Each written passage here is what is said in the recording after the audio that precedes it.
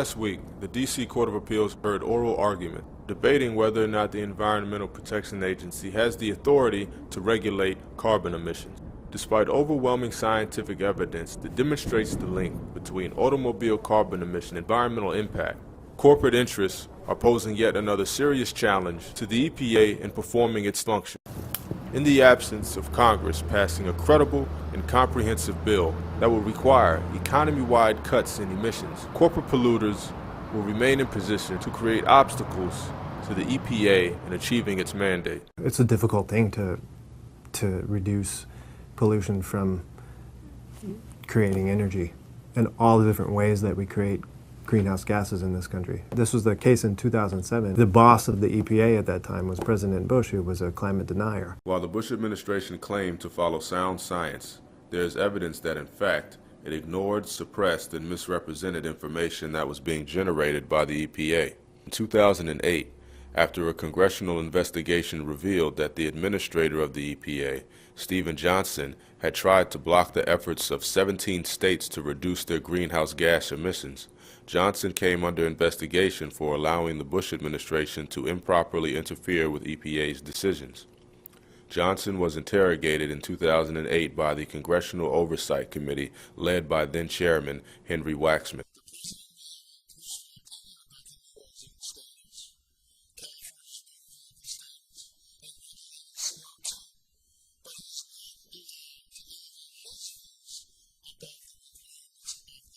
President Bush established himself pretty much as an anti-climate president, and so that's why we had to sue EPA at the time to get them to look at greenhouse gases as a problem. 13 states and several environmental organizations, including Greenpeace, the Sierra Club, and Friends of the Earth, filed suits against the EPA in a case which came to be known as Massachusetts versus the EPA. Well, the first suit, Massachusetts versus EPA, was basically the state of Massachusetts and civil society, environmental groups, saying that the Environmental Protection Agency had a duty to protect us against climate pollution. And so industry and EPA at the time were arguing against that. Their argument is that the Clean Air Act, as passed by Congress, wasn't intended to address global warming as a problem and didn't intend to address carbon pollution as actual pollution. Following the landmark case, Massachusetts versus the EPA, the Supreme Court held in 2007 that greenhouse gases are air pollutants covered by the Clean Air Act. Carbon dioxide, the court held, is an air pollutant just like any other substance emitted into the air from our cars or factories, and the EPA must determine whether or not emissions of greenhouse gases from new motor vehicles cause or contribute to air pollution which may reasonably be anticipated to endanger public health or welfare. Thus, it was EPA's job to make a science-based determination whether carbon pollution is dangerous, and to set emission limits if the answer is yes. The EPA had to go through their process to figure out how they're going to regulate carbon pollution, climate pollution in the U.S. The response from industry, from the polluters, was to figure out whatever legal means they could to try and stop it. Last week, the D.C. Court of Appeals heard passionate oral arguments in a case brought by right-wing advocacy groups, Tea Party backers, and conservative elected officials who have banded together under the Coalition for Responsible Regulation. The coalition is challenging the EPA's endangerment finding and its proposed regulation of greenhouse gases. Very first day, the three judges heard the first two, the so-called endangerment finding, and then second of all, the application of that endangerment finding to motor vehicles. And then that same panel heard the rest of it. They heard the application to historic rules, they considered the timing of all of that, and then finally its application to stationary sources. And what the parties argued about is whether or not EPA had the power to do what they did, and whether or not they did it properly. Our fundamental argument is that it's one thing to find that there's science suggesting that climate change could be caused by anthropogenic emissions. That simply identifies the potential danger, but that does not necessarily answer the question whether, and if so how, you can address it within the law as written. A large group of industrial interests in the state of Texas have challenged the EPA's clean car standards.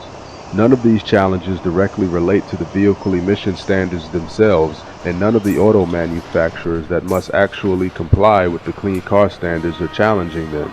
The Alliance of Automobile Manufacturers, an organization of the largest auto manufacturers, supported the Supreme Court ruling in 2007 calling for economy-wide standards and is presently collaborating with the Obama administration to set national regulatory standards and is not a party to the coalition's petition. The coalition alleges that the EPA has misinterpreted the Clean Air Act by misconstruing Section 202A, arguing that 202A doesn't impose a deadline to act.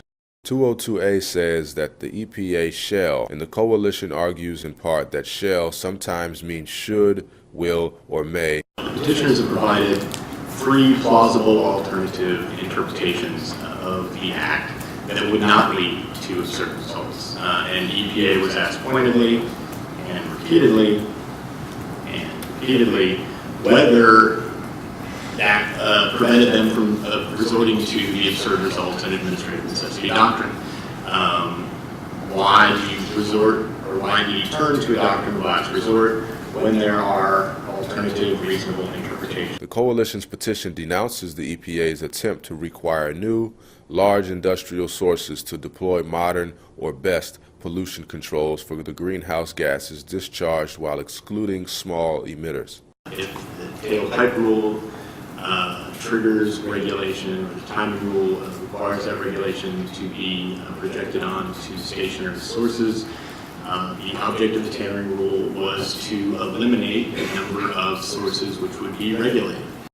Environmental advocates and advocates for industry disagree as to the primary considerations in evaluating how the EPA regulations are impacting the American society. I think it's important to remember the larger context.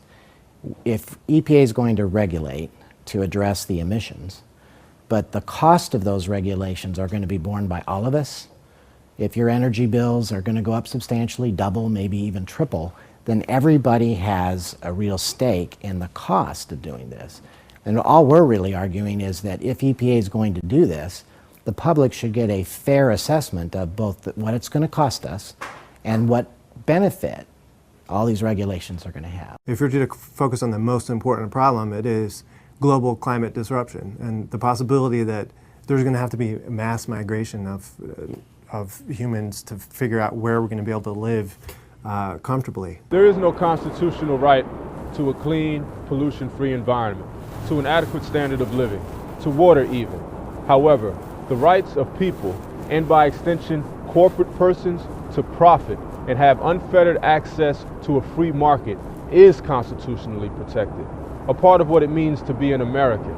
Until the rights of human beings and the rights of the earth are codified into law, the EPA will continue to struggle to realize its mandate and create progress and real change for real people. For the Real News Network, I'm Naji Mujahid.